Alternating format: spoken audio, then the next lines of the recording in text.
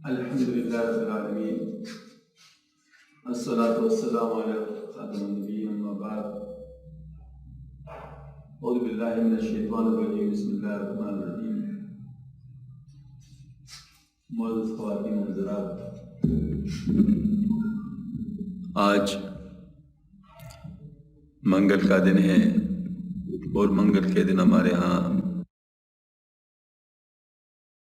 حضرت مولانا روم رحمۃ اللہ علیہ کی شورۂ افاق کتاب مثنی مولانا روم کا درس ہوتا ہے۔ اللہ جل شانہ اس کے جملہ برکات سے مستفید فرمائے۔ دفتر پنجم کے حصہ اول کی حکایت نمبر 81 سے انشاءاللہ بات شروع کی جائے گی۔ درمانی ارین الاشیاء کما ہی و بیان لوک کشف الغطاء ما زدت یقینا و معنی این بیت۔ در ہر کے تو از دید بدمی نگری از چنبرا وجود خود می نگری دا پائے کسر کسر افغان سایہ۔ اس قول کے معنی میں کہ الہی ہم کو اشیاء کی ماہیت دکھا دے، اور اس قول کا بیان کہ اگر پردہ اٹھا دیا جائے تو میرا یقین زیادہ نہیں ہوگا، اور اس بیت کے معنی کہ جس شخص کو تو بری نظر سے دیکھتے اپنے وجود کے ہلکا سے دیکھتا ہے اور ٹیڑھا قد ٹیڑھا سایہ ڈالتا ہے۔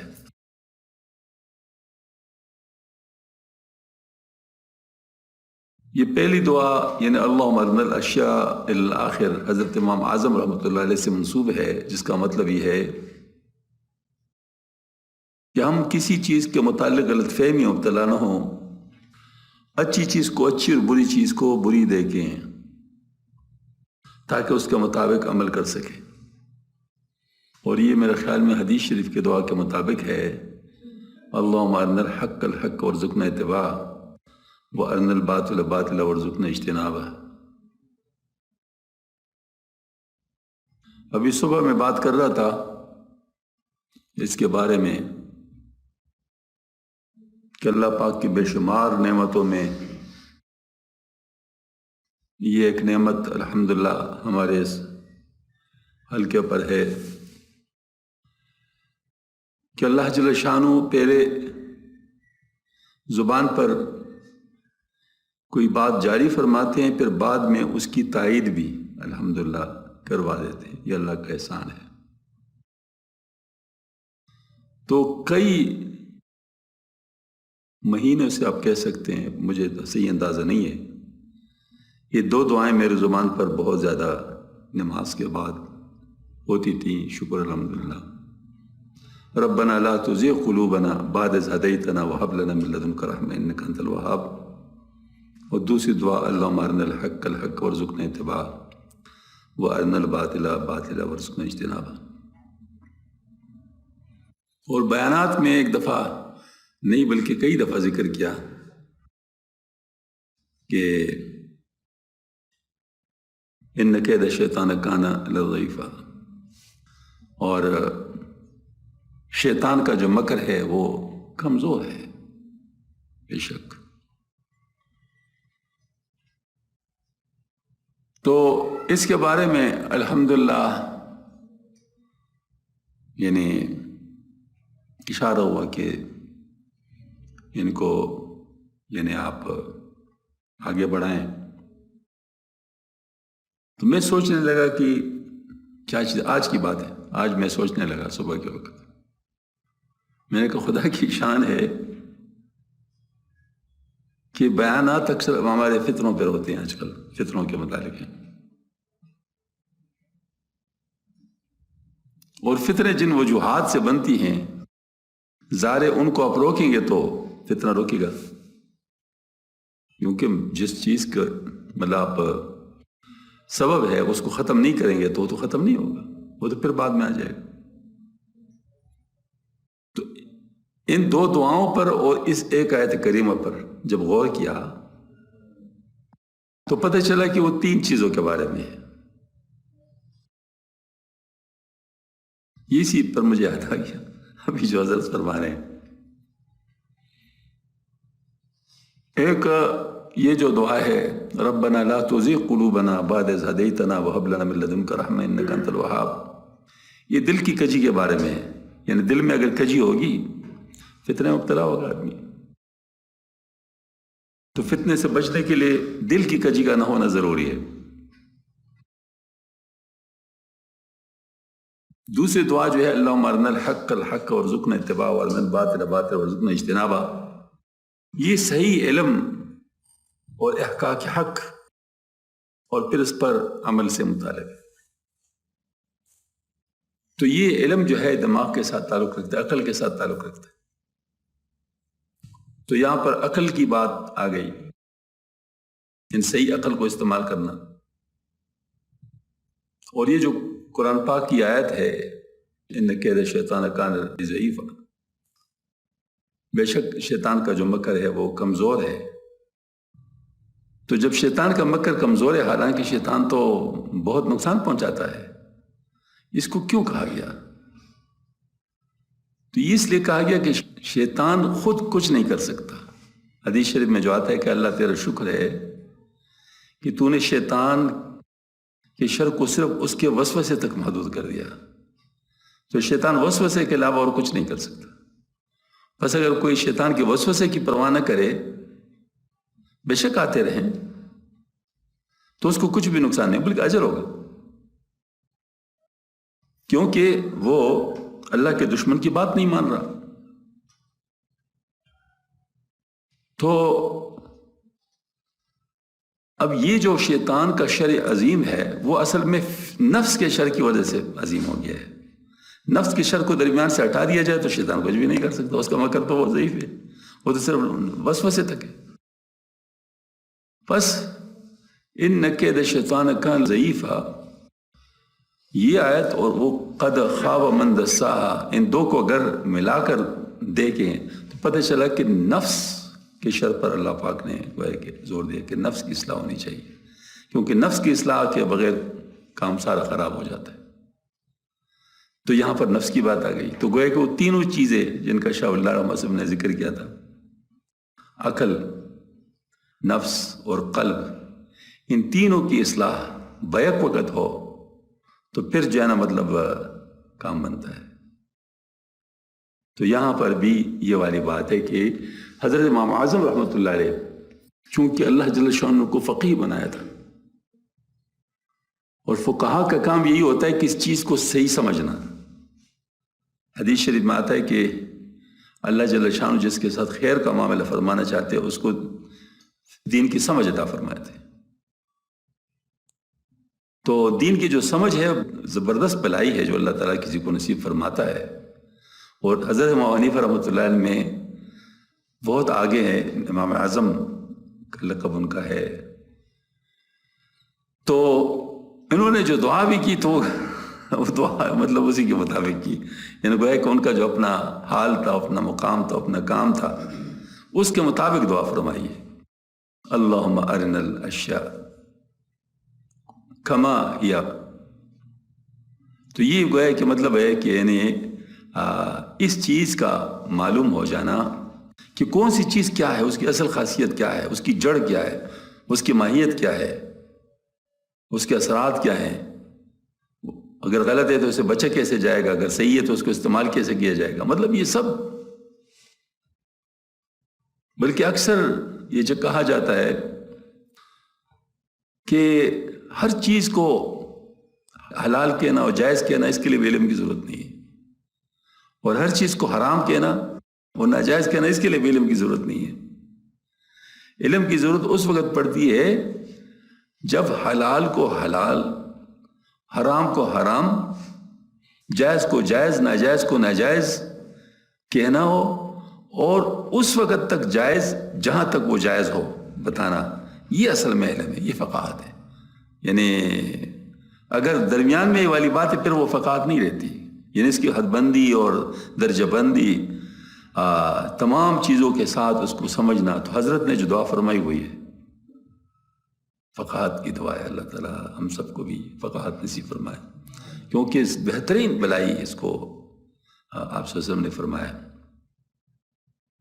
تاکہ اس کے مطابق دوسرا قول لو کشف الغطاء یہ علی رضی اللہ عنہ کی طرف منسوب ہے، جس کا مطلب یہ کہ مجھے امور غیب کے متعلق اس قدر واسق اور راسخ یقین ہے کہ جس کے بعد زیادت یقین کا کوئی درجہ باقی نہیں رہتا، حتیٰ کہ امور غیب سے غیوب کا پردہ بھی اٹھا دیا جائے اور برزخ، بہشت، دوزخ، میزان، کوثر وغیرہ مجھے اپنے آنکھوں سے نظر بھی آ جائیں تو اس وقت بھی میرے یقین میں کوئی اس قسم کا اضافہ نہیں ہوگا جو مجھے اب حاصل ہے، اور یہ کامل ترین ایمان کا درجہ ہے۔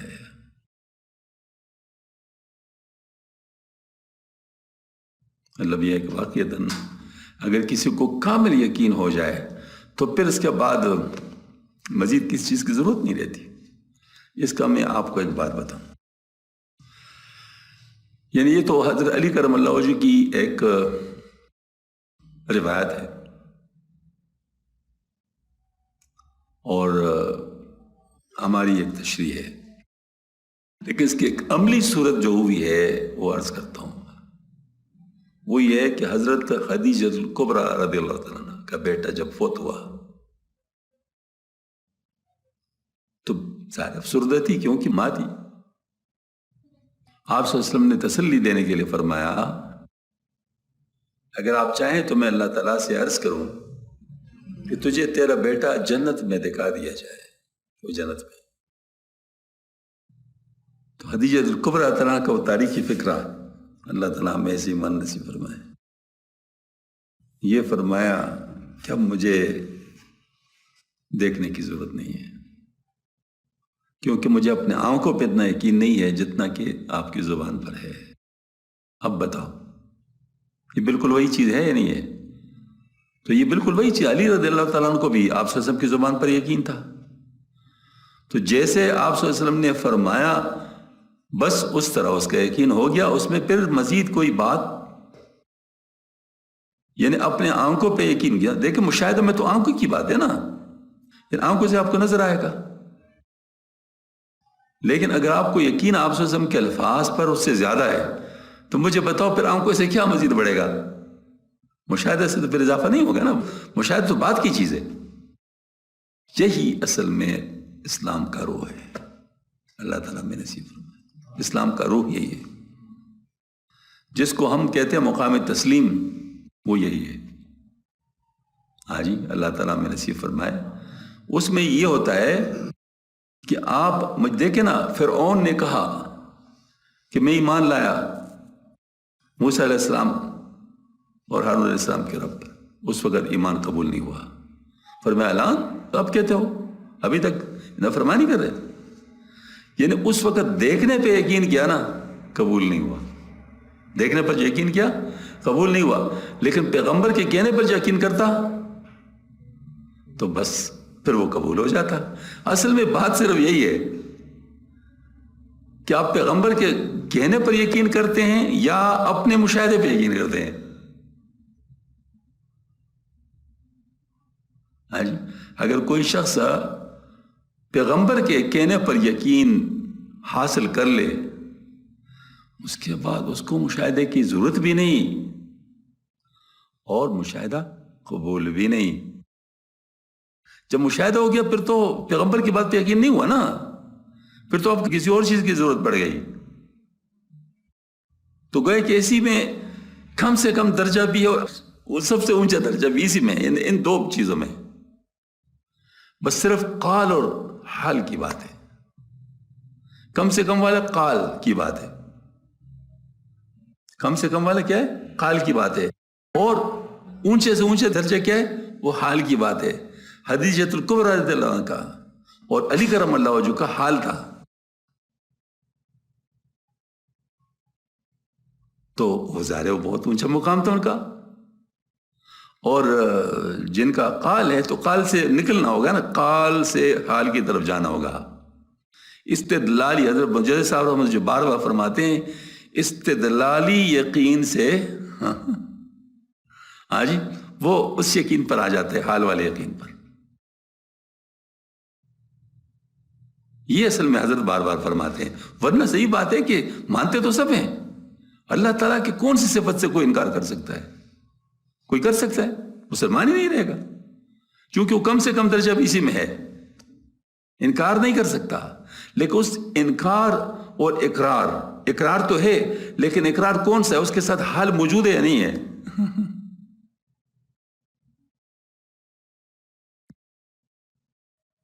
جیسے کہ پہلے سپارے میں پہلے رکوع میں فرمایا یؤمنون بالغیب، اس سے شروع ہے، اور بالآخرۃ ہم یوقنون پر ختم ہے. اسی میں سارے درجات پہ ہونے ہیں. یؤمنون بالغیب سے شروع ہے اور بالآخرۃ ہم یوقنون پر ختم ہے.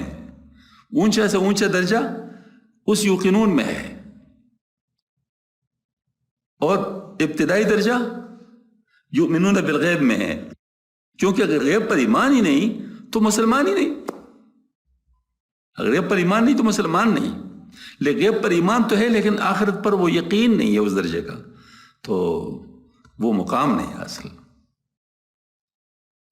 تو مقام حاصل ہونا یہ اس چیز کی نفی ہے جو یوں کہہ سکتے ایک ہوتے، یعنی یوں کہہ سکتے ہیں یقین عقلی طور پر انکار نہیں، لیکن اس کا اقرار جو ہے اس میں کیا وہ اثر ہے جو کہ باقی مشاہدے کی چیز میں ہوتی ہے، اس میں وہ اثر ہے یا نہیں ہے، اس کو دیکھا جائے گا. تو وہ اس درجے میں یقین پر منحصر ہے. جب وہ حاصل ہو تو پھر بات بنے گی. اللہ تعالیٰ میں نصیب فرما دے. حتیٰ کہ اگر وہ مرغیب سے غیوبت کا پردہ ہٹا دیجیے اور عالم برزخ، بہشت، دوزخ، میزان، کوثر وغیرہ مجھے ان آنکھوں سے نظر آ جائے تو اس وقت بھی میرے یقین میں کسی قسم کا اضافہ نہیں ہوگا جو مجھے اب حاصل نہیں. اور یہ یقین کامل ترین ایمان کا درجہ ہے. مقصود اس عنوان سے یہ ہے کہ ان امرائے دربار کو جو ایاز کے حق میں بدگمانی رکھتے تھے، اصل حقیقت سے ان کو آگاہی نہیں تھی. اس عدم آگاہی سے بچنے کے لیے ارن الاشیاء کی دعا کی جاتی ہے. اور جو لوگ حقیقت سے آگاہ ہیں ان کو کشف غطا کے بعد بھی وہی اطمینان حاصل ہوتا ہے جو پہلے سے حاصل ہو چکا ہوتا ہے. ان عمرا نے جو ایاز کو بری نظر سے دیکھا تو اس کی وجہ یہ تھی کہ وہ اپنے حرص اور طمع کی عینک سے اس کو دیکھتے تھے.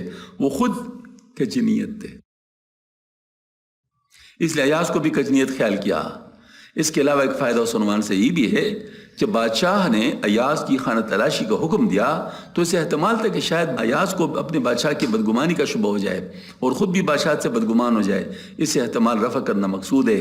یعنی ایاز کو حقائق اشیاء کا علم ملا تھا، بادشاہ سے بدگمان ہونے والا نہیں تھا. اس کو بادشاہ کے صدق و صفا کا اس قدر کامل یقین تھا کہ اس میں مزید یقین کی گنجائش نہ تھی. اب ذرا اس کو ہم اپنے کانٹیکس میں دیکھیں. اپنے کانٹیکس میں اگر دیکھیں تو اللہ جل شانہ کے صفات جتنے بھی ہیں ان سارے صفات پر کامل یقین ہونا مطلوب ہے. تو اللہ جل شانہ اس چیز کو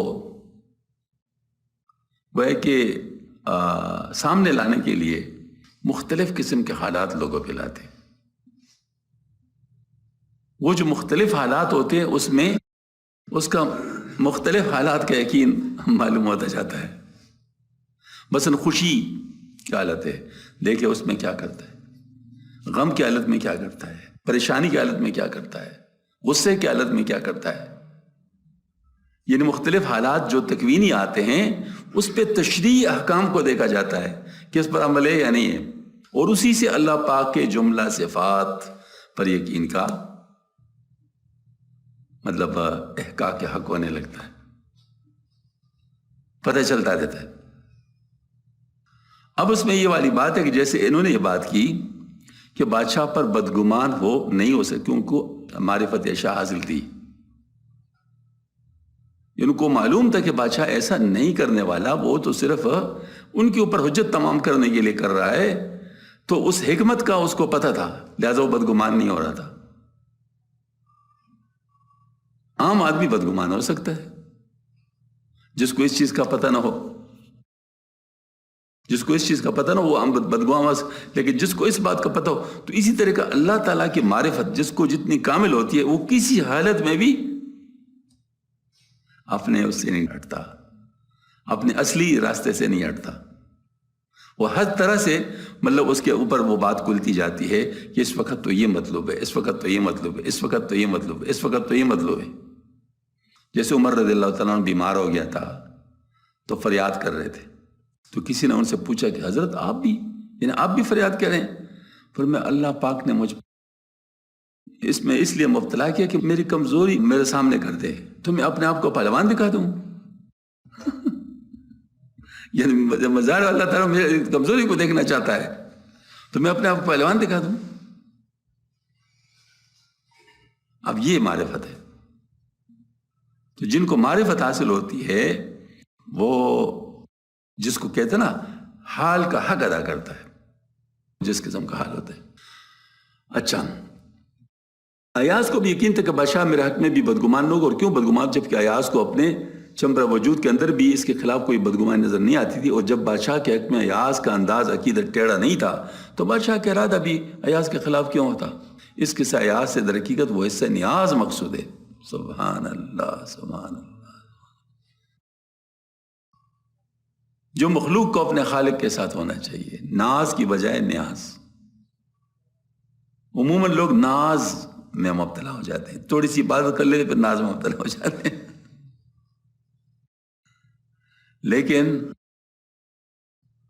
لیکن جو لوگ اللہ والے ہوتے ہیں، اللہ کے ساتھ صحیح معنوں میں محبت رکھتے ہیں، تو وہ ناز کی بجائے نیاز کا معاملہ کرتے ہیں۔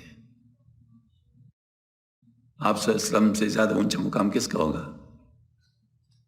لیکن آپ صلی اللہ علیہ وسلم کس حد تک نیاز؟ ہاں جی، انسان کو لازم ہے کہ ہمیشہ اپنے خالق برحق کے ساتھ اچھے خیال رکھے، اس سے اچھی امید و توقع رکھے۔ حدیث قدسی میں ہے انا عند ظن عبدی بی، صحیح بخاری کی حدیث شریف ہے، یعنی بندہ مجھ پر جیسے گمان کرے میں اس کے ساتھ ویسے ہی ہوں۔ اب اشعار کو عنوان سے ملا لوں۔ صبح کاذب آئے دو نفری بدش، صبح کاذب عالمین کو بدش۔ نفری بد کا فاعل مصر ثانیہ کا صبح کاذب ہے، اور نفری بدش کا شین ضمیر بطور مار قبل الذکر ہے، جو عالم نیک و بد کی طرف راجع ہے۔ یہ تو اس کی ترکیب ہوئی، یعنی صبح کاذب آتی ہے اور جاہل اور ناشناس لوگوں کو فریب دیتی ہے، مگر اپنے نیک و بد کے جاننے والے کو فریب نہیں دے سکتے۔ یعنی یوں کہہ سکتے ہیں کہ ایک جیسے حالات آ سکتے ہیں، لیکن اس میں حقیقت کیا ہے وہ ہر ایک پر کلتی نہیں ہے۔ جس پر کلی ہوتی ہے وہ اس میں غلطی میں پڑنے کی جو صورت ہوتی ہے اس سے بچا رہتا ہے۔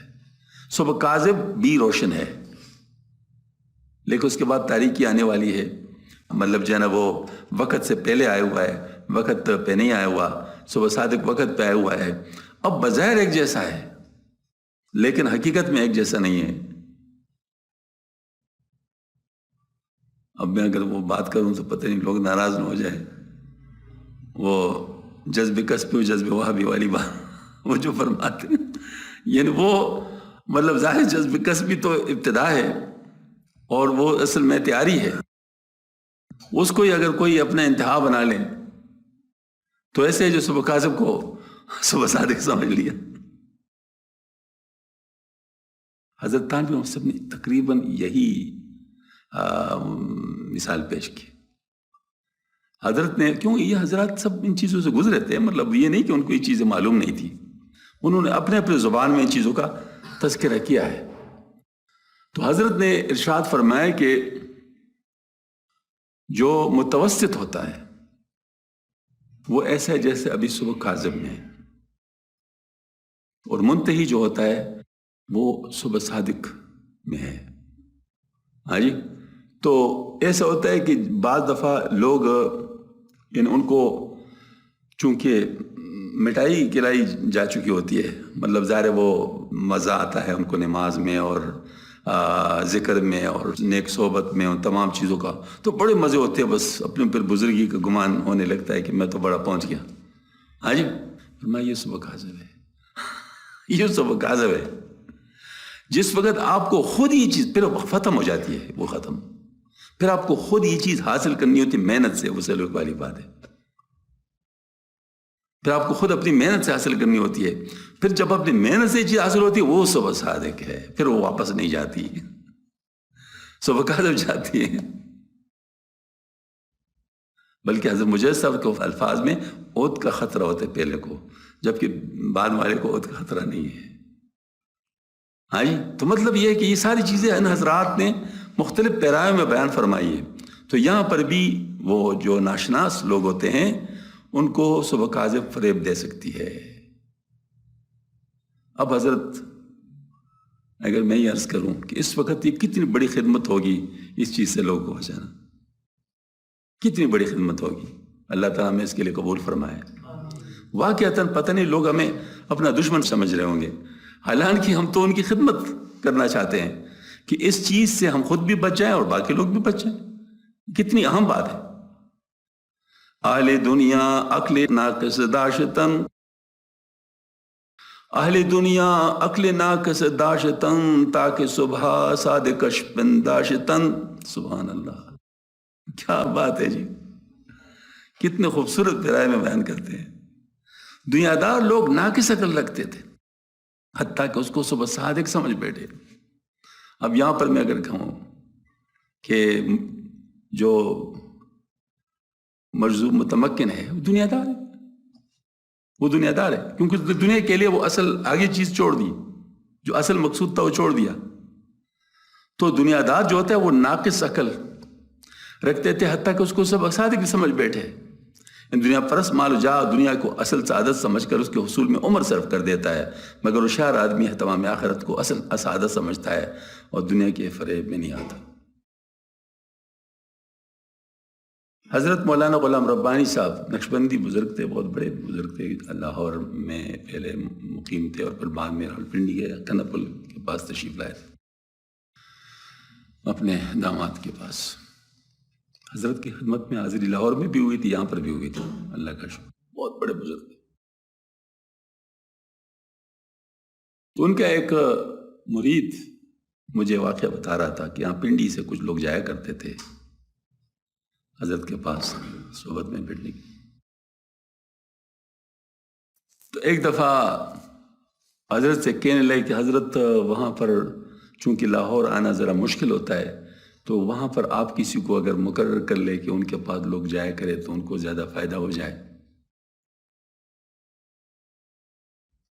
تو حضرت فوراً سمجھ گئے کہ خلافت چاہتے. سمجھ آ گئی نا بات. مختلف پیرا میں لوگ بات کرنے کا طریقہ تو آتا ہے نا، آخر وہ معمولی لوگ تو نہیں ہوتے، اپنی دنیا کے لیے وہ اچھی خاصے وہ سوچ رکھتے ہیں. تو حضرت کو فوراً اندازہ ہو گیا کہ خلافت چاہتے. حاجی امداد اللہ مہاجر مکی رحمۃ اللہ علیہ، ان سے بعض لوگوں نے کہا حضرت اگر ہمارے پاس کوئی اللہ اللہ سیکھنے کے لیے آ جائے تو ان کو بتا دیا کرے. حضرت نے کہا میں بتا دیا کروں. اچھا، پھر حضرت نے لسٹ تقسیم کی اپنے خلفاء کی، اس میں ان کا نام نہیں تھا کیونکہ اس وقت رواج یہ تھا باقاعدہ لکھ کے نہیں خلافت دی جاتی، بس صرف بتا دیا بھائی جو کوئی اگر طالب اللہ اللہ کا نام سیکھنے کے لیے آ جائے تو بتا دیا کرو، اس طرح بتا دیتے. تو نے اس سے مراد یہ لے لیا کہ ہمیں خلافت دے دی. تو اس پر حضرت نے جب اپنا لسٹ چھپوا دی تو لوگ آئے کہ حضرت آپ نے ہمارا نام تو اس میں نہیں لکھا. انہوں نے کہا آپ اس میں تھے کہاں؟ تو انہوں نے کہا حضرت آپ نے میں یہ نہیں بتایا. انہوں نے کہا وہ تو آپ نے کہا تھا تو میں نے بتایا. یہ کوئی خلافت اس طرح دی جاتی ہے؟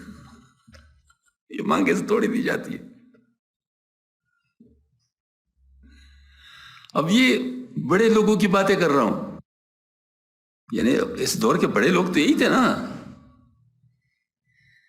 تو یہ مسئلہ یہ جڑ سے نکلنا بڑا ضروری ہے. یہ جو چیز ہے نا یہ خلافت کا شوق، یہ حب جا ہے، حب جا ہے. اور حب جا سب سے زیادہ اخیر میں نکلنے والی چیز ہے.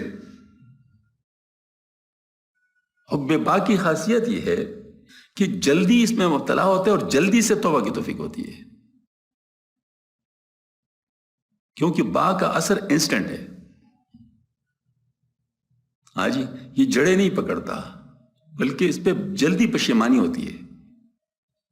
مثلا آپ نے بہت کھا لیا تو بعد میں پشیمانی ہوتی ہے کہ میں نے کیوں اتنا کھا لیا، اتنا کھانا نہیں چاہیے تھا. ہاں جی، تو اس وقت آپ کو سمجھ ہی نہیں آئی. شادی پہ آپ نے بہت خرچ کر، تو وہ حب با جو ہوتا ہے نا، وہ اصل میں یہ کیا ہوتا ہے، یہ جلدی اس پہ پشیمان ہوتا ہے. حب جا جڑوں میں ہوتا ہے، وہ بہت سخت رزیلہ ہے، اس وجہ سے وہ آسانی سے نہیں نکلتا.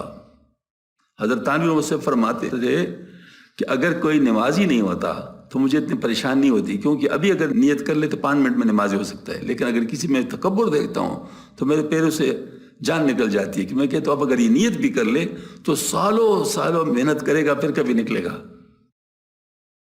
مطلب یہ اتنی مشکل چیز ہے. تو اگر اب مثال کے طور پر ایک آدمی، یہ میں ذرا سمجھانے کے لیے عرض کر رہا ہوں، ایک شخص وہ حب با میں مبتلا ہے. حب با نظر جلدی آتا ہے، لوگ کو برا بھی لگتا ہے. حب جا کہ چھپانے کے طریقے لوگ آتے ہیں. ہاں جی، جبکہ حب با کو نہیں چھپایا جا سکتا. وہ مثال کے طور پر ہی نہیں ہوتے یہ شادی بیاہ میں جو پورا پلیٹ بھر لیتے ہیں اور پھر ختم بھی نہیں کر سکتے، تو سب کو برا تو لگتا ہے نا، لیکن وہ تو اس پہ لوگوں کی نظر زیادہ ہوتی ہے. تو اس وجہ سے یہ مطلب یعنی نظر جلدی پایا جاتا ہے. تو یہ حب با والی جو بات ہے، اس کو لوگ زیادہ سمجھتے ہیں برا. تو بعض مشائخ ایسے ہوتے ہیں جو اصل کو دیکھتے ہیں. تو کسی میں حب جا ہے، بڑا مولوی ہے، بڑی خوبصورت داڑھی ہے، تسبیح بھی ہے، امامہ بھی صحیح ہے، اور بھی بہت ماشاءاللہ یعنی واز بھی کہتا ہے، بہت سارے کچھ کہتا ہے، لیکن کسی شیخ کے پاس گیا اور اس کو پتہ چل گیا کہ اس میں حب جا ہے، اور اس کو ایسے مجاہدات کرواتے ہیں نا کہ لوگ کہ نانی یاد آ جاتی. کیوں؟ ظاہر ہے اس کو نکالنا ہوتا ہے. اور جو حب با والے ہوتے ہیں اس کے ساتھ نرم نرم معاملہ کرتے ہیں.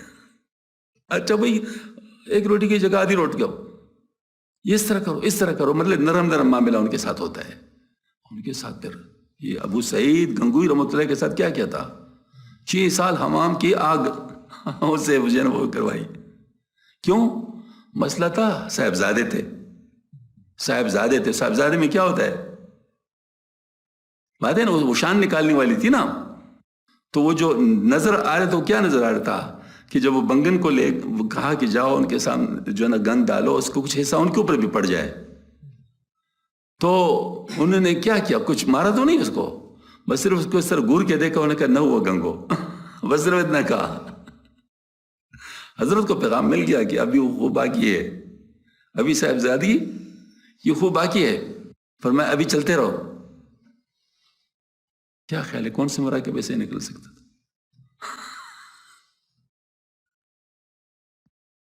بات سے مارے نا، یہ بہت مشکل چیزیں ہوتی ہیں.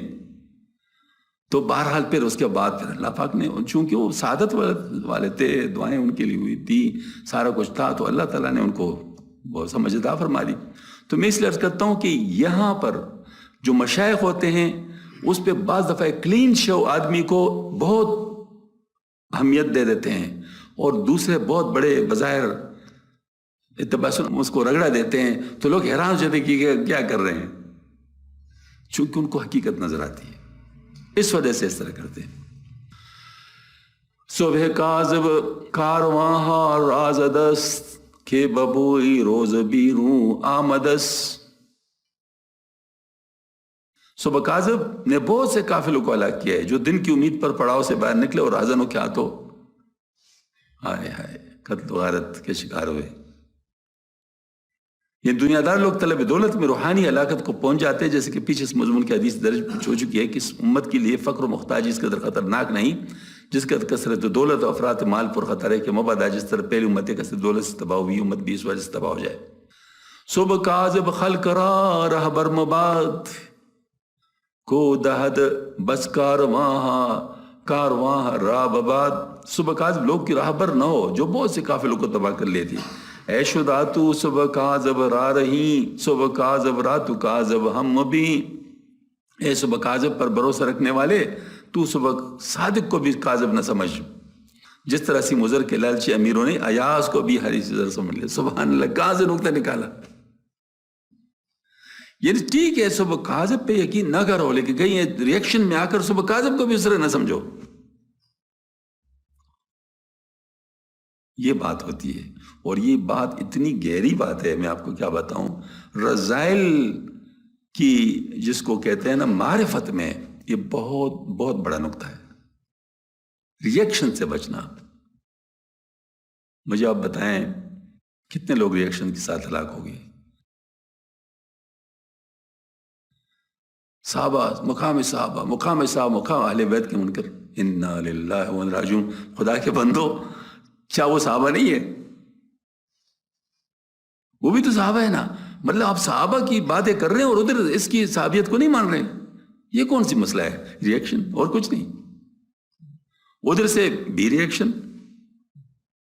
اب اعتدال پہ ہے وہ حقیقت شناس ہوتے ہیں. وہ کہتے ہیں کہ بس یہاں میں مولانا رحمان صاحب رحمۃ اللہ علیہ کے زیارت پاس قریبی تھے، تو حضرت کے ہاں تو یہ مسئلہ تو چلتا تھا، حق 4 یار والی باتیں، پوسٹرز. تو میرے گھر کے ڈرائنگ روم میں بھی ایک جگہ پر حق 4 یار کا وہ پوسٹر لگا ہوا تھا. حلیمی صاحب تشریف لائے تھے. حلیمی صاحب نے مجھے کہا یہ جھگڑا کس کے ساتھ ہے آپ کا؟ جھگڑا کس کے ساتھ ہے؟ تو میں نے کہا کہ یہاں شیعہ لوگ زیادہ شرارتیں کر رہے ہیں تو ان کی وجہ سے مطلب جو ہے نا یہ. فرمایا ہاں اسی لیے میں نے آپ کو خبردار کیا، اس کی وجہ سے کہیں زد میں آ کر یہ دوسری طرف کو کم نہ سمجھو، اس کا خیال نہ کرو. میں نے کہا الحمدللہ اس کا خیال ہے. فرمایا پھر ٹھیک ہے. تو مطلب یہ ہے کہ واقعتاً یعنی ریئیکشن سے بچنا بہت ضروری ہوتا ہے، اور بہت سارے لوگ ریئیکشن کی وجہ ہی سے غلط کام مبتلا ہو جاتے ہیں. گر نداری از نفاق بد اما از چداری بر برادر زن ہما. اگر برے نفاق سے خود تجھ کو امن نہیں تو اپنے ناکردہ گناہ بھائی پر وہی بدگمانی کیوں رکھتا ہے کہ وہ منافق ہے اور چوری چھپے سی مزر جمع کر رہا ہے. یعنی تو اگر خود ایسا ہے تو اپنے بھائی پر ایسے گمان کیوں کر رہے؟ ٹھیک ہے یہ تمہارا گناہ ہے، لیکن اس گناہ کو کیوں مزید ڈبل کر رہے ہو؟ کسی کی وجہ سے مزید گناہ میں اپنے آپ کو مبتلا کر رہے ہو، دوسروں کے اوپر بھی ناحق. اس کے لیے ثبوت چاہیے. حضرت تھانوی رحمۃ اللہ علیہ نے بڑے گرے کی بات بتائی اس مسئلے میں. فرمایا دیکھو اپنی برائی یہ حضوری ہے، مطلب یہ کہ وہ علم حضوری ہے، آپ کو پتہ ہے. اس کے لیے آپ کسی دلیل کی ضرورت نہیں ہے، کسی علم کی ضرورت نہیں ہے، وہ آپ علم حضور ہے خود ہی ہے. کسی کو درد ہو رہا ہو تو کیا اس کو کوئی بتائے گا آپ کو درد ہو رہا ہے؟ کسی ٹیسٹ سے پتہ چلے گا؟ بلڈ ٹیسٹ کرو کہ آپ کو درد ہے یا نہیں ہے. بلکہ درد ہوگا تو بلڈ ٹیسٹ کرے گا نا. پہلے انفارمیشن تو یہ ہوگا. کسی کو بھوک لگ رہی ہے تو بھوک لگنے کا کوئی اور بتائے گا اس کو کہ آپ کو بھوک لگ رہی ہے نہیں بھوک لگ رہی ہے. اس کے لیے کسی ٹیسٹ کی ضرورت نہیں ہے، وہ خود بذات خود اپنا ٹیسٹ آپ ہے. دفتاب دلیل دفتاب بس. تو اسی طریقے سے یہ جو اپنی غلطی ہے یہ علم حضوری ہے، جبکہ دوسرے کی غلطی علم حصولی ہے.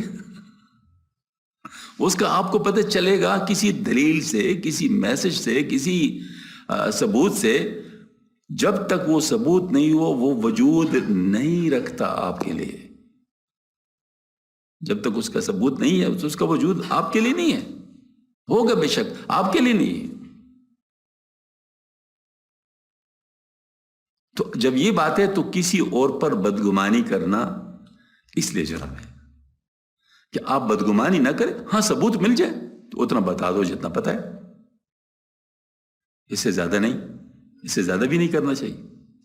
تو یہاں پر یہ بات ہے گرنداری از نفاقی بد اما از چداری بر برادر زن ہما. اگر برے نفاق سے خود تجھ کو امن نہیں تو اپنے ناکردہ گناہ بائی پر وہی بدگمانی کیوں رکھتا ہے کہ وہ منافق اور چوری چھپے سی مزر جمع کر رہا ہے. بدگما باشد ہمیشہ زشت کار نام خود خوانند اندر حق یار. بدگما ہمیشہ بدکار ہوتا ہے، وہ اپنا عمل نامہ دوست کے حق میں پڑھتا ہے. اپنا عمل نامہ دوست کے حق میں پڑھتا ہے. جو خود اس کا اپنا عمل ہے وہ دوسرے کے اوپر وہی گمان کرتا ہے. ہمارے پشتوں میں ضرب الامثال الحمدللہ چونکہ بڑے لوگوں نے کیے ہیں، سادہ لوگ تھے لیکن بہت گہری بات کیا کرتے تھے. تو اس میں یہ ہے کہ گمان دے ایمان زیان دے، گمان دے ایمان جان دے. یعنی گمان جو ہے تو بدگمانی یہ ایمان کو نقصان پہنچاتا ہے. یعنی یہ مطلب فرمایا. یعنی بعض لوگ جس برائی میں خود ملوث ہوتے بخفائے المرء یقیس علی نفسی، دوسروں کو بھی اس میں ملوث سمجھتے، پس کسی دوسرے کو ان کا برائی سے منسوب کرنا خود اپنی برائی کا اعتراف ہے. یہی بدگمانی جو بڑا گناہ ہے. تعالیٰ فرماتے ان بعض الظن اسم، یعنی بعض بدگمانی شدید گناہ ہے. اور حدیث میں بھی اس سے نہیں بکثرت وارد ہے. امیروں نے جو ایاز پر جمع زر کی بدگمانی کی، وہ در حقیقت اپنی حیرت سے زر کا اعتراف تھا. آخسا کان در کشی ہا ماندہ اند انبیاء را ساحرو کش خاندہ اند. سبحان اللہ. وہ کمینے کافر جو خود گمراہی میں پڑے رہے ہیں، انبیاء کو جادوگر اور گمراہ کہتے ہیں. یعنی واقعتاً یہی والی بات ہے کہ چونکہ خود ان کو وہ چیز حاصل نہیں ہوتی تھی تو وہ کہتے ہم جیسے کسی آدمی کو کیسے حاصل ہو سکتی ہے. یہی مطلب ان کا ہوتا تھا نا. اس کے لیے لوگوں کے ہاں یہ خیال ہوتا ہے کہ کوئی مافوق الفطرت مابعد الطبیعتی چیز ہوگی جو مطلب ہوگی. اس وجہ سے دو قسم کے مسئلے ہو گئے. انکار کرنے والوں نے بھی اس بنیاد پہ انکار کیا، انکار کرنے والوں نے بھی اس بنیاد پر انکار کیا کہ ہمارے جیسے کس طرح ہو سکتا ہے. اور اقرار کرنے والے بعضوں نے اپنی کھچ فہمی کی وجہ سے ان کے انسانی صلاحیتوں سے انکار کیا، ان کو الہی صفات میں شامل کرنے لگے. بات سمجھ میں آ رہی ہے نہیں؟ بالکل ایسی بات ہے یہ نہیں. یعنی جو اولیاء اللہ کو اور انبیاء کرام کو الہی صفات میں داخل سمجھتے ہیں، وہ کیوں سمجھتے ہیں؟ چونکہ وہ سمجھتے ہیں کہ ہمارے جیسے لوگ نہیں ہو سکتے، کہ ہمارے جیسے لوگ نہیں ہو سکتے. بلکہ یوں سمجھ لیجئے وہ مقام کی جو برتری ہے وہ اعمال میں نہیں سمجھتے، وہ ان کے خصوصیات اور صفات اس کے ذریعے سے نہیں سمجھتے، بلکہ کس طرح سمجھتے ہیں کہ وہ کوئی مختلف ہو. جیسے مثال کے طور پر فرشتے ہوں، ہاں فرشتوں کی طرح ہو، فرشتوں مطلب ان کو وہ کھانا نہ کھاتے ہوں وہ سوتے نہ ہو. تو یہ تو الہی صفات ہے. بھئی ان چیزوں کے ہوتے ہوئے اللہ کے حکم پر قائم رہنا یہ اصل ہے. تو اگر آپ ان چیزوں کو ان کے لیے ثابت کر لیں کہ ہیں اور پھر بھی مختلف ہیں، اللہ تعالیٰ کے حکم پر بے نہیں عمل کرتے ہیں، یہ کمال کی بات ہے، یہ کمال کی بات ہے. تو وہ چیز سے وہ ناواقف ہوتے ہیں. وا امیرانی خسیسو قلب ساز ای گما بردند بر حجرا ایاز. اور ان کمینے جلساد امیروں نے یہ گمان ایاز کے کمرے پر کیا. یہ قلب ہے. کو دفینہ داد کن جندرا زائنہ خود منگر اندر دیگرا. کہ وہ اس میں دفین اور خزان رکھتے ہیں. بھائی دوسرے لوگ کو ناحق اپنے خسائل کے آئینہ سے نہ دیکھو کہ وہ بھی اس طرح حریص و تامع ہوں گے. شامی دانست خود پاکی او بہر ایشا کد او آن جستجو. بادشاہ خود اس کی پاکیزگی کو جانتا تھا، اس نے ان امیروں پر اتمام حجت کے لیے خانہ تراشی کرا لی. یہ والی بات ہے. تو بعض اللہ والوں پہ جو مصائب اور تکالیف آتے ہیں وہ اصل میں ان کے اس مقام کو ظاہر کرنے کے لیے ہوتے ہیں کہ ان حالات میں وہ کیا کرتے ہیں اور تم لوگ کیا کرتے ہو. یعنی اگر وہ ان کے اوپر نہ آتے ہو کیسے ان کا پتہ چلے. تو اس طریقے سے مطلب یہ کہ اللہ جل شانہ بھی بعض دفعہ ٹیسٹ کرنے کے لیے ان قسم کے کاموں کو کروا دیتا ہے. کایا میرا حجر بک شاید ودر نیم شب کے باشدوزاں بے خبر. کہ اے میرو حجرہ اس کا دروازہ آدھی رات کے وقت کھولو جبکہ وہ اس سے بے خبر ہو. تا پدید آئے سگالہ شائع او بعد ازاں برماست مال شائع او، تاکہ اس کے خفیہ تجویزیں ظاہر ہو جائیں، پھر اس کی سزائیں ہمارے ذمہ ہیں۔ مرش مارا دادم ای زر رو گہر من ازاں زرہا نخواہم جز خبر، یہ سون اور موتی جو وہاں سے برآمد ہو میں نے تمہیں کو عطا کیے، میں اس کاروائی سے سوائے تحقیقات کے اور کچھ نہیں چاہتا۔ ہی ہمیں گفتو دلی اومی توپید از برائے ایاز بے ندید، بادشاہ یہ بات کہنے کو تو کہتا اس کے دل اس بے مثل محبوب نیاز کے لیے تڑپ رہا تھا کہ بنم کائی بر زبانم میں رود ای جفا گر بشنود اونچو شود، کہ میں کس قدر ڈیٹو جو میرے زبان پر سخت کلام ہے اگر وہ سن لے تو کیسا ناراض ہو۔ باز میں گویت بحق کی دین او کی ازیں افزو بود تمکین او کو بکسف سشت من تیرا شود وز غرض و سر من غافل بود، پھر کہتا قسم ہے اس کی دین کی کہ اس کا درجہ اس بات سے بڑھ کر ہے کہ وہ میرے توبت بد لگانے سے ناراض ہو اور میں مقصد اور راہ سے غافل رہے۔ مبتلا چوں دید تاویلات رنج برد بینت کے شود او مات رنج، کسی رنج میں مبتلا ہونے والا بشرطے کے صاحب بصیرت ہو تو جب اس رنج کے مفید پہلو دیکھ لے تو فتح ہی دیکھتا ہے، رنج سے مغلوب کب ہوتا ہے۔ اب میں آپ کو بتاتا ہوں اس کا ایک واقعہ جو ہمارے ساتھ ہوا ہے۔ میرا بیٹا اس کا بہت بچپن میں یہ ان کو اسانس کا مسئلہ شروع ہو گیا تھا، تو اس کے لیے اس کو سولوکارٹف کا انجیکشن ڈاکٹر کو لگانا ہوتا تھا۔ تو میں اس کو لے گیا ڈاکٹر کے پاس، ڈاکٹر ندیم ان کے پاس لے گیا، اس کو انجیکشن لگا رہا تھا۔ اس کی عمر اتنی تھی کہ ایسا بچہ انجیکشن کو دیکھ کر بڑا روتا ہے اور انکار کرتا ہے، مطلب جو ہے نا وہ کہ، لیکن اس نے بالکل انکار نہیں کیا اور اس نے بڑے آرام سے انجیکشن لگایا۔ تو مجھے ڈاکٹر صاحب نے کہا کہ یہ بچہ نارمل ہے، مطلب یہ کہیں کیوں بعض لوگ ہوتے ہیں نا ذرا نارمل نہ ہونے کی وجہ سے ان کو درد کا احساس نہیں ہوتا یا جانتے نہیں اس چیز کو، تو اس وجہ سے وہ نہیں، تو مجھے کہتے یہ بچہ نارمل ہے، میں نے کہا سپر نارمل ہے۔ کہتے کیا مطلب؟ میں نے کہا مطلب ہے اس بچے کو پتہ ہے کہ اس انجیکشن کے بعد اس کو آرام آئے گا، اس کو تجربہ ہو چکا ہے کہ اس انجیکشن کے بعد اس کو آرام آئے گا اور اس تکلیف سے پریشان ہے، تو وہ اس کو اپنے لیے مسیحا سمجھتا ہے۔ ہاں جی، تو ٹھیک ہے صبر کر رہا ہے، کہتا ہاں پھر ٹھیک ہے۔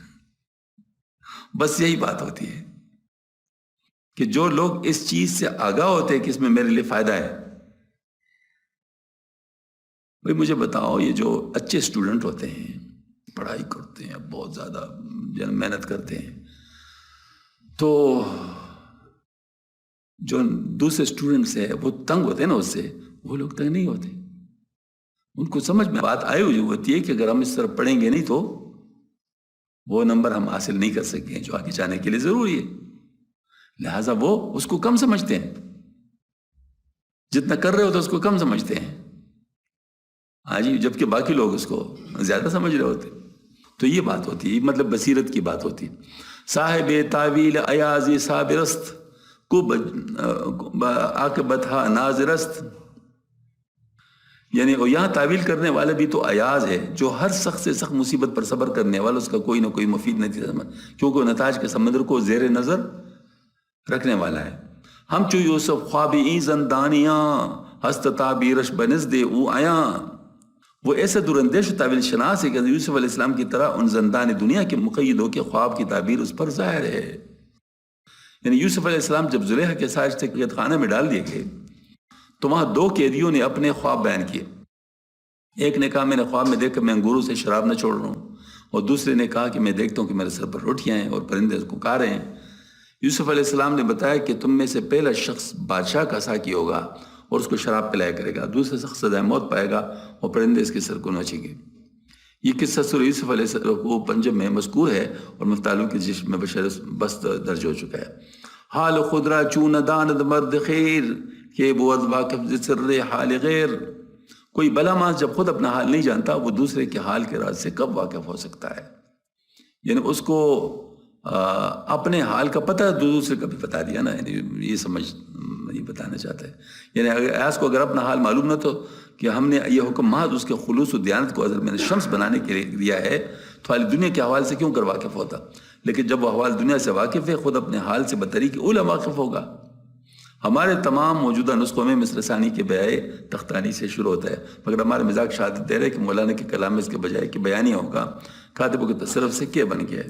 اس صورت میں شعر صاحب کا شعر کے ساتھ زیادہ مربوط اور چسپاں ہو جاتا ہے. یعنی وہاں کہا تھا کہ وہ لوگوں کے خوابوں کی تعبیر جانتا ہے، اب فرماتے ہیں کہ اور مرد صالح اپنا حال کیوں نہ جانے جو غیروں کے چھپے حال سے بھی واقف ہو. گرزنم ستے غوراز امتحان کم نہ گردو وصلتی آ مہرباں. اگر میں بطور آزمائش اس کی 100 تلواریں ماروں پھر بھی اس مہرباں کا تعلق مجھ سے کم نہیں ہوگا. بالکل بالکل یہی بات وہ کاکا سے رحمۃ اللہ علیہ کا جو کتاب ہے بھیجولی کی گئی ہے، اس میں وہ اس شخص نے جو کہا تھا نا کہ اگر تو مجھے مطلب جو ہے نا وہ اور بھی زیادہ اس میں ڈالے گا میرا محبت مزید بڑھتی جائے گی. یہ بالکل وہی بات ہے. جو معارف ہوتا ہے وہ جانتا ہے، اندر کی بات کو جانتا ہے. دان دو کا تیغ بر خود می زنم من ویم اندر حقیقت او منم. کیونکہ وہ جانتے کہ تلوار میں خود اپنے پر مار رہا ہوں، اس لیے کہ میں وہ ہوں اور وہ میں ہوں. دفتر پنجم ساول حکایت نمبر 82. بیان اتحاد عاشق و معشوق از روی حقیقت اگرچہ متضادن از روی آنکھ نیاز ضد بے نیاز است، چنانکہ آئینہ بے صورت و سادہ است و بے صورت ضد صورت است، ولیکن میان ایشاں اتحادیس در حقیقت کہ شرع دراز است والعاقل و شارع. ماشاءاللہ. اس بات کا بیان کہ عاشق معشوق کی حقیقت کے روح سے متحد ہیں، اگرچہ اس لحاظ سے متضاد ہیں کہ نیاز بے نیازی کے ضد ہے. جیسے آئینہ بے صورت اور سادہ ہے اور بے صورتی صورت کی ضد ہے، لیکن ان کے درمیان در حقیقت اتحاد ہے جس کی تفصیل لمبی اور عقل کے لیے اشارہ کافی ہے. واہ جی واہ. آئینہ کا تو کوئی صورت نہیں ہوتی، وہ تو صورت دکھاتا ہے، مطلب اس میں تو بذات خود جو ہے نا وہ تو ایک صرف ریفلیکشن کا ذریعہ ہے. تو اس بے صورتی جو ہوتی ہے وہ صورت کی ضد ہوتی ہے، لیکن وہ جو صورت وہ بنا رہا ہے وہ اس کے عین مطابق ہوتا ہے جس کی صورت بنا رہے تو اتحاد ہے. ہاں سمجھ میں آ گئی نا بات. یعنی وہ اصل میں اتحاد نہیں ہے لیکن صورتاً اتحاد ہے. یعنی یہ بہت گہرا مضمون اتحاد والی بات جو مجھے صاحب رحمۃ فرماتے ہیں، اور دوسرے حضرات جو شیخ اکبر رحمۃ اللہ علیہ ان کی باتوں کو ملانے کے لیے کیسی مطلب جو ہے گہرا مضمون بیان فرمایا. لا الہ الا اللہ. جسم مجنون راز رنجے دوریے اندر آمد علت رنجوریے. مجنون کے جسم کو فراق کی تکلیف سے بیماری کا عارضہ ہو گیا. مجنون کے جسم کو فراق کی تکلیف سے بیماری کا عارض ہو گیا. فراق چوں بجوش آمد ز شغلاں اشتیاق تا بدید آمد برا مجنون خوناک. اشتیاق کی سوزش سے خون جوش میں آیا تک کہ اس دیوانے پر خوناک ظاہر ہو گیا. پس طبیب آمد بدار و کردنش گفت چارانی سے ہیچ از رگ زنش. پس کے علاج کے لیے طبیب آیا اور صورت مرض کو دیکھ کر بولا کہ اس کو فسد کرنے والے جراح کے بغیر چارہ نہیں. آج کل ہم اس کو میڈیکل کا جو جدید قانون ہے اس کے مطابق ہے کہ ڈاکٹر آیا فزیشین، اس نے کہا کہ اس کے آپریشن کے بغیر کوئی حل نہیں ہے، لہٰذا اس کو سرجن کے پاس لے جاؤ. بولے آج کل کے مطلب تو اس وقت کے لحاظ سے یہ بات تھی. معلوم ہوتا ہے کہ مولانا رحمۃ اللہ کے عہد میں بھی جس کو 7 صدی قریب زمان طب یونانی جو اس وقت اسلامی بن چکی تھی، اس وقت بھی طبیب صاحبان اپنے ہاتھ سے فسد کرنا کا سرشان سمجھتے تھے، اور یہ کام حجام قوم کے جراحوں کے سپرد تھا. جیسے کہ آج کل دہلی لکھنؤ کے اعلیٰ درجے کے طباء کا حال ہے. حالانکہ ڈاکٹر لوگ جو یورپ کے طبابت کے وارث ہیں علاج کا ادنا سے ادنا کام بھی اپنے ہاتھ سے کرتے ہیں، اس کو مطلق اپنی کثر شان کا باعث نہیں سمجھتے. ہاں جی. رگزدن باید برائے دفع خون رگزنے آمد درانجا زود فنون. طبیب نے کہا خون کو دفع کرنے کے لیے فسد کرنا چاہیے، چنانچہ اس کی ہدایت کے مطابق ایک ہنرمند جراح بلانے پر وہاں آ گیا. بازو وش بستو کشادان شعو بانگ برزد بروئی معشوق خو، جس نے اس کا بازو باندھا اور اپنا وہ نشتر کھولا جس سے فسد کیا کر. تو معشوق کی خصلت والے مجنون نے اس کو چلا کر کہا مزد خود بستاں و ترک فسد کن گرما ویرت گو برو جس میں کہن، کہ اپنا فیس لے لو اور فسد سے معاف رکھ. یہ مطلب ہے کہ میں تمہیں فیس دے دیتا ہوں لیکن یہ ہے کہ فسد نہ نکالو. اگر میں خناق کی مرض سے مر جاؤں تو اس پرانے بدن کو تلف ہو جانے دے، کچھ پرواہ نہیں. ہاں جی، یعنی عام معشوق کی تفسیر آگے 14واں شعر کرے گا. لیک ازل لا وجود من پرس، یعنی عاشق اپنے معشوق کے ساتھ متحد ہو کر بالکل اسی کے اوصاف سے متصف ہو رہا تھا، اس لیے اس کو معشوق خو کہا. مگر جراح غریب ان عاشقان رموز کو کیا سمجھتا، اسے سمجھے کہ مجنون نشتر سے ڈر گیا ہے. اس لیے گفت آخر تو چمی ترسی ازیں چون میں ترسی تو از شیر اری. جراح بولے آخر تو اس سے ڈرتا کیا ہے جب تو شیر بیشہ سے نہیں ڈرتا. یعنی شیر و خرس وہ بوز ہر گر گو ددہ گرد برد گردے تو شب گرد آمدہ. شیر ریچھ چیتا ہر بیڑیا اور درندہ تیرے ارد گرد رات کو پہرا دیتا ہے. میں نے یاد شاز تو بوئی بشر زاہیں عشق و وجد و اندر جگر. تیرے عشق کی شدت اور جگر کے اندر کی سوچ کی وجہ سے جس نے تیرے بشریت کو پھونک ڈالا ہے، ان کو تجھ سے بشر کی بوئی نہیں آتی، اس لیے نہ تجھ کو اپنا مخالف سمجھتے ہیں، تجھ پر حملہ کرتے ہیں. یعنی باقی تیرے ساتھ دوستی رکھتے ہیں تو تو اس سے کیوں ڈرتا ہے. گرگ و شیر و حفظ داند عشق چیز کمز سگ باشد کے از عشق و تحیس. مولانا فرماتے بیڑے اور شیر اور ریچھ بھی جانتے کہ عشق کیا ہے، اس لیے وہ مجنون کو عاشق سمجھ کر اس سے مانوس ہے. جو شخص عشق سے خالی و کتے سے بھی کم رتبہ ہے. گر رگے عشقی نبودے کلبرا کے وجستے قلب کافے قلبرا. مگر یہ کتا بھی عشق سے خالی نہیں ہوتا، چنانچہ اگر صاحب کاف کے کتے میں عشق کی رگ نہ ہوتی تو اہل قلب کی غار کو کیوں تلاش کرتا. اہل قلب، قلب اور اہل قلب. اچھا، مطلب اصحاب کاف اولیاء اللہ کی ایک جماعت تھی جس کا قصہ مفتعلون کی جلد اول میں باجمال اور جلد چار میں تفصیل سے ہو چکا بجمال. اس جماعت کے ساتھ ایک کتا بھی تھا جو ان کے ہمراہ غار میں پہنچا. مولانا فرماتے ہیں اس کتے میں عشق کی رگ نہ ہوتی تو اس طرح کی رفاقت ادا نہ کرتا. یہ کتے والی بات کی کچھ صفات ایسے ہیں جو بعض دفعہ عارفین کے ساتھ مل جاتے ہیں تو پھر ان سے کچھ ایسی باتیں وجود میں بھی آ جاتی. حضرت کاکا صاحب رحمۃ اللہ علیہ کے ساتھ یہ واقعہ ہوا تھا کہ ان کو اپنی زوجہ محترمہ نے کہا کہ آپ کے پاس اتنے لوگ آتے ہیں اور آپ کی توجہ سے بڑے بڑے مقامات حاصل کر لیتے ہیں، تو آپ اپنے اولاد پر بھی کچھ توجہ کریں کہ وہ بھی مطلب مقامات کو حاصل کریں. تو حضرت نے فرمایا کہ ہر چیز کے لیے اپنا وقت ہوتا ہے، اپنے وقت پر ان کا ہو جائے گا، آپ فکر نہ کریں. لیکن ماما ہوتی ہے تو ظاہر ہے ضد کر لیا کہ نہیں اگر آپ کر لیں تو اچھا ہے. نے کہا اچھا ٹھیک ہے، پھر اشراق کے وقت ان کو میرے راستے میں بٹھا دینا. جب میں اشراق کی نماز پڑھ کر نکلوں تو ان کو میرے راستے میں بٹھا لینا، کیونکہ فجر کی نماز کے بعد جو اشراق کے لیے بیٹھا جاتا ہے یہ وقت بہت اعلیٰ ہوتا ہے تعلق میں اللہ کے لیے. تو حضرت اس وقت مراقب رہتے، تو اس کے بعد جب نکلتے تو روحانیت عروج پر ہوتی، کیونکہ تہجد شروع ہو جاتا اور اشراق پہ ختم ہوتا تو روحانیت عروج پہ ہوتی. تو اس وقت جن کو بھی دیکھتا تو پھر ان کو وہ اثر لے لیتے. تو حضرت نے یہ وقت منتخب کیا کہ ان کو میرے سامنے بٹھاؤں. تو وہ ظاہر ماں نے اپنے بچوں کو بٹھا دیا ادھر، لیکن بچے بچے ہوتے ہیں وہ کھیلنے لگے. وہ جس وقت حضرت باہر نکل رہے اس وقت ادھر ہو گئے تھے، اور وہاں اتفاق سے ایک کتا آ کے بیٹھ گیا تھا. حضرت جب باہر نکل رہے تھے تو اس کتے پہ نظر پڑی. یہ واقعہ ہو گیا. اس کے بعد پھر کیا ہوا، اس کتے پہ عجیب حال طاری ہو گیا. اس کتے نے حضرت کے خانقاہ یا جھونپڑا جو بھی تھا اس کے سامنے اپنے پیروں سے گڑا کودا، وہ کہ اس کو اپنا جھونپڑا بنا لیا. ہاں جی، اور پھر ادھر ہی بیٹھا رہتا، کہیں اور نہیں جاتا تھا.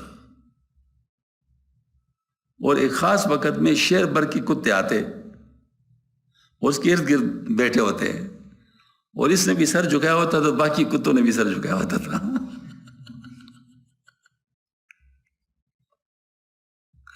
تو مطلب گویا کہ وہ حضرت کا جو توجہ والی بات منتقل ہو گئی تھی. تو اگر وہ بچوں پہ پڑتی تو وہاں پر بھی ایسی بات ہوتی. لیکن وہ اللہ پاک حضرت نے پھر فرمایا کہ میں نہیں کہتا تھا کہ اس چیز کا اپنا وقت ہوتا ہے. اب یہ وقت نہیں تھا تو میں کیا کروں. تو یہ بات ہوتی ہے کہ اصحاب کہف کا بھی کتا ہی تھا نا، کیونکہ اس کے اندر وفاداری ہے. یہ وفاداری ہے. یہ وفاداری جب کام کر جاتی ہے نا اپنے مالک کے ساتھ، وفاداری یہ بہت کام کی چیز ہے، اپنے مالک کے ساتھ وفاداری کی. تو جس وقت یہ مطلب عروج پہ آ جاتی ہے تو بس کام اس کا ہو جاتا ہے. مطلب ظاہر ہے تو اصحاب کہف کے ساتھ بھی ایسے ہی ہوا تھا. یہاں ہم واک کیا کرتے تھے اس طرح، مطلب اس میں تو ایک کتا تھا. مفتی صاحب ابھی چلے گئے، مفتی صاحب ہمارے ساتھ ہوتے تھے. تو وہ ہمارے سامنے جاتا، بالکل ہم سے چند قدم آگے جاتا. اور کئی بار ٹیسٹ کیا کہ مثلا چونکہ ہم سے آگے جاتا تو مثلا آگے کوئی راستہ ہے جو اس طرف جاتا ہے تو اس میں چلا گیا کہ شاید ہم اس طرف جائیں گے. جب ہم دوسرے راستے پہ جائیں تو ادھر سے واپس ہو کے پھر ہم سے آگے ہو جائیں. ہاں جی. پھر ہم سمجھے کہ اس کو کچھ مسئلہ ہے تو مفتی صاحب سے میں نے کہا کہ اس کو ذرا کچھ روٹی مطلب کھلاتے ہیں. تو مفتی صاحب نے ان کو ادھر سے یہ جو مطلب ہے نا نمبائی وہ شانہ چوک میں، وہاں سے روٹی لی. اس کو روٹی کھلانی چاہیے نہیں، وہ روٹی نہیں کھائی، اس نے چلا گیا.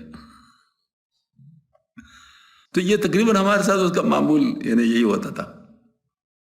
تو میں اس لیے عرض کرتا ہوں کہ کتوں میں یہ صلاحیت ہے کہ اپنے مالک کے وفاداری وہ کرتے ہیں، اس وفاداری سے ہی ان کا مسئلہ بن جاتا ہے. تو یہاں اصحاب کہف کے ساتھ بھی ایسے ہوا تھا نا، وفاداری.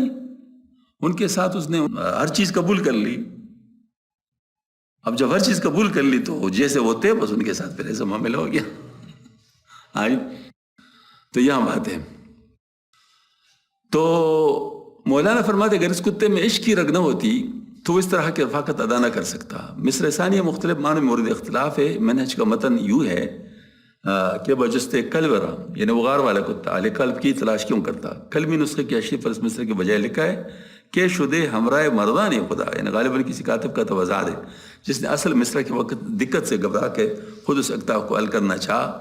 معلوم کا متن ہمارے اختیار کردہ نسخے کے مطابق ہے. بل فرماتے کہ قلب سے یا تو اہل قلب اصحاب کا مراد ہے یا اسے دل قلب مراد ہے. یعنی اگر کتے میں قلب نہ ہوتا تو اپنے قلب کے تخلیہ کے لیے غار کی تلاش نہ کرتا. ہاں جی. حمز جنسی او بصورت اسگاں گرن و شد مشہور ہست اندر جہاں. ایک اصحاب کہف کے کتے بن، بلکہ اس قسم کے ہم شکل کتے جن میں رگ عشق ہے اور بھی جہاں میں موجود ہے اگرچہ مشہور نہیں ہے. تو گویا کہ مولانا روح رحمۃ اللہ نے بھی اس پر ساتھ کر لیا کہ اس قسم کی اس چیز صفت کی وجہ سے مطلب اور بھی ہیں لیکن مطلب یہ ہے کہ مشہور نہیں ہیں، وہ چھپے ہوئے ہیں. بلکہ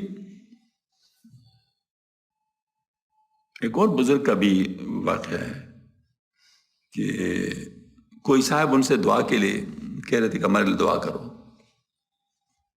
تو آخر جب اس نے بہت کہا، انہوں نے کہا بھائی دعا تو کتے کریں گے، جاؤ ان کو کھلاؤ.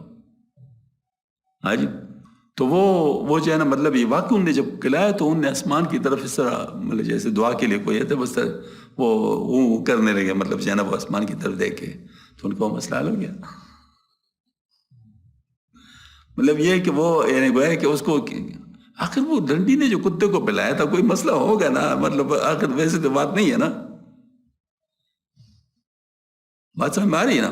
تو اس میں یہ بات ہے کہ ان کے اندر کچھ ہے صلاحیت، یعنی کچھ جس کی وجہ سے کچھ ایسی باتیں ہو جاتی ہیں جس کو ہم لوگ جانتے نہیں اور وہ واقع ہو جاتی ہیں.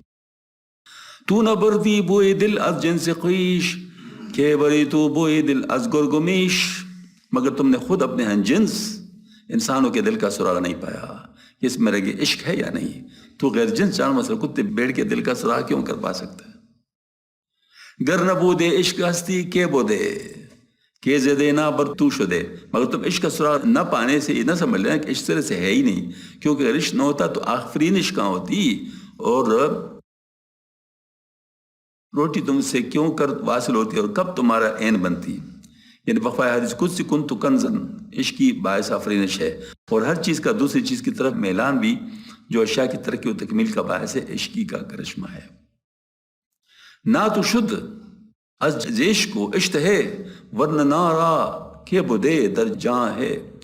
روٹی تم سے مل کر تمہارا جزو بدن بن گئی کس سبب سے؟ عشق اور خواہش سے، ورنہ روٹی کی جان میں راستہ ملنا کب ممکن تھا. عشق نانے مردرا جان کند جا کے فانی بود جاویدہ کند. عشق ہی بے جان روٹی کو جاندار حصہ جسم بناتا ہے، جان کو جو فانی بھی ابدی بناتا ہے. مولانا کا مقولہ ختم اور اس پر کیسے چلتا ہے.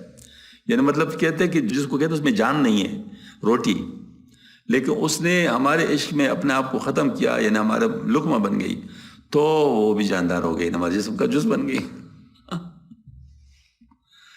فنا فی اللہ بقا باللہ، مطلب ظاہر والی بات ہے نا. یعنی جس وقت انسان اللہ کے لیے اپنے آپ کو فنا کر لیتا ہے تو اللہ تعالیٰ اس کو نیا وجود عطا فرما دیتے ہیں، جو کہ اللہ ہی کی طرف سے ہوتا ہے. یعنی وہ جو ہے نا وہ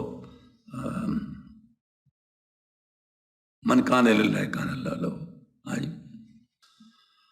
گفت مجنو من نمیر ترسم زنیش صبر من از کوہ سنگین استویش. مجنون نے کہا میں نشتر سے نہیں ڈرتا کیونکہ میرا صبر سنگین پہاڑ سے بڑھ کر ہے.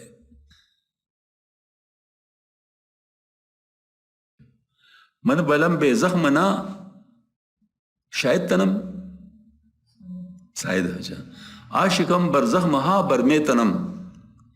اچھا میں مار کھانے کا عادی ہوں، زخم کے بغیر میرا بدن آرام نہیں پاتا، میں زخموں پر عاشق ہوں، اس لیے انہی کی طرف راغب رہتا ہوں. لیک از لیلا وجودی من پرست. لیک از لیلا وجودی من پرست ای صدف پر از صفات آ درست. لیکن میرا وجود لیلا سے لبریز ہے، یہ سیپ اس موتی کے صفات سے پر ہے، کیونکہ عشق کی حقیقت یہ ہے کہ معشوق کا سراپا عاشق کی رگو پے میں ساری ہو. ترسم اے فساد اگر فسدم کنی نیشرا ناگاہ پر لیلا زنی. اے جہاں میں ڈرتا ہوں اگر تو میرا فسد کرے گا تو اچانک لیلا کے نشتر مار دے گا، ادھر مسئلہ پہنچ جائے گا. سبحان اللہ، کیا بات. یہ بڑی مطلب عجیب حکمت کی بات ہے کہ تو مجھے مار رہے تو اصل میں بہت گہری بات کی ہے. اللہ تعالیٰ فرمائے گا نا میں بھوکا تھا تو نے مجھے نہیں کھلایا، میں بیمار تھا تو نے میرے بیمار پرسی نہیں کی. تو یہ مطلب یہ والی بات ہے کہ میں اس سے ڈر رہا ہوں کہ تم مجھے یہ چلا بیٹا تھا. ہاں جی تو مطلب یہ بے عجیب مطلب اس کا الہامی اشعار ہے نا، اس میں آدمی کیا کہہ سکتا ہے. یہ چراہ میں ڈرتا ہوں اگر تو میرا فساد کرے تو اچانک لیلا کے نشتر مارے گا. داند آنکھ کہ او دل روشنیس درمیان لیلا و من فرق نیست. سبحان اللہ. اس علی عقل جو روشن دل ہے خوب معلوم ہے کہ مجھ میں اور لیلا میں فرق نہیں ہے. من کیم لیلا و لیلا کیست من ما یکے روحیم اندر دو بدن روحیم. ما یکے روحیم ایک میں روح ہوں دو بدن ہے. ہاں جی میں کون ہوں؟ لیلا ہوں. لیلا کون ہے؟ میں ہوں. ہم ایک روح ہے جو دو بدنوں میں ہیں. تو یہ مطلب یہ ہے کہ حضرت نے اتحاد اور اختلاف والے مسئلے کو ابھی کوئی بولے اس کو بیان کیا ہے، لیکن ساتھ ساتھ اس کا درمیان میں اعتدال والی بات بھی کی ہے کہ جو مطلب غلطی ہے اس سے بھی بچ جائے. یہی اصل میں بات ہے. مطلب جو ہے نا وہ حضرت مولانا روم رحمۃ اللہ علیہ وحدت الوجود کے قائل تھے، لیکن عالمانہ رنگ میں، اور اس میں شہود کے پہلو رکھتے تھے. ہاں جی بلکہ میں ایک بات عرض کروں، یہ میں نے کہیں لکھا بھی ہے کہ اصل میں وحدت الشہود کو وحدت الشہود کے نام سے مجدد صاحب نے بیان کیا، وہ موجود پہلے سے تھا. اس کو ہمارے حضرات کہتے تھے وحدت الوجود، جو ہے نا مطلب یہ ہے کہ بالشکر، اور وحدت الوجود بلا شکر. یعنی شکر والا وحدت الوجود وہ عام وحدت الوجود ہے جس کو لوگ وحدت الوجود کہتے ہیں، اور بدون شکر جو تھا مطلب یعنی شکر کے بغیر یہ وحدت الشہود ہی تھا. کیونکہ جب شکر نہیں ہوگا تو تب ہوگا جب شہود ہوگا نا، یعنی اس میں علم ہوگا. ہاں جی، کیونکہ وحدت الوجود میں علم نہیں ہوتا اپنا، وہ چیزوں کا بھی علم نہیں ہوتا، جبکہ وحدت الشہود میں علم ہوتا ہے. تو شکر جو ہے نا وہ علم کے نہ ہونے کی وجہ سے ہوتا ہے نا. تو یہ بات ہے کہ اس وجہ سے اس کے دو نام تھے، وحدت الوجود بدون شکر، وحدت الوجود بالشکر. تو حضرت نے اس چیز کو ختم کرنے کے لیے، تاکہ یہ بات ہی مطلب ختم ہو جائے، کیونکہ اس سے نقصان ہو رہا تھا. وہ اتحاد کو لوگ غلط معنوں میں لے رہے تھے، جس کی وجہ سے نام اتحاد کا لیتے لیکن کثرت کی طرف جا رہے تھے. یعنی گویا کہ ہر ایک کو خدا نعوذ باللہ من ذالک، ہاں جی مطلب وہ سمجھ رہے تھے. تو وہ تو مطلب وحدت سے کثرت کی طرف جا رہے تھے اصل میں. تو حضرت نے اس وجہ سے فرمایا وحدت الشہود، کہ باقی چیزیں بھی موجود ہیں، صرف یہ کہ نظر نہیں آتے محبت کی وجہ سے. حال اس پہ طاری ہے ایک کا، لیکن قال سب کے لیے ہے. اس وجہ سے اس کے مطابق کام کرنا ہے. ہاں جی، مطلب یہ والی بات کہ حال اور قال دونوں کو جو جمع کرتا ہے تو وہ ماشاءاللہ صحیح مطلب وہ کام کر رہا ہوتا ہے. کیونکہ قرآن تو قال ہے نا، حدیث شریف بھی قال ہے، تو اس قال کے بغیر تو گزارا نہیں ہے.